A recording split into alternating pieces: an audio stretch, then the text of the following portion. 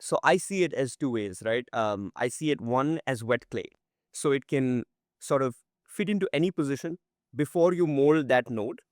Anything can be an LLM. That's the best part of it being so flexible, right? You can treat it as a classifier today. You can treat it as a regressor tomorrow. You can treat it as a generator the third day.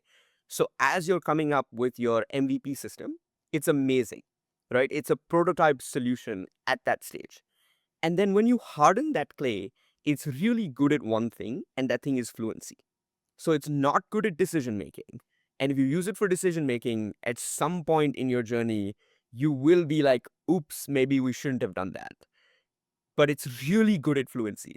So back when I was in grad school, I used to I was doing some work around persuasive language modeling. So how do you generate text that could potentially persuade people?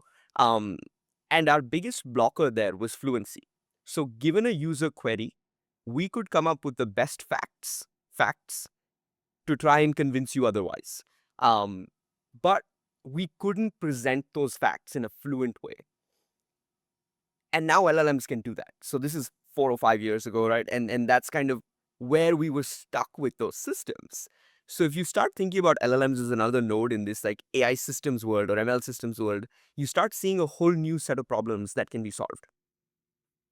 It was the same with sort of the marketing use case, right? You could always, targeting has been good. Retrieval has been decent.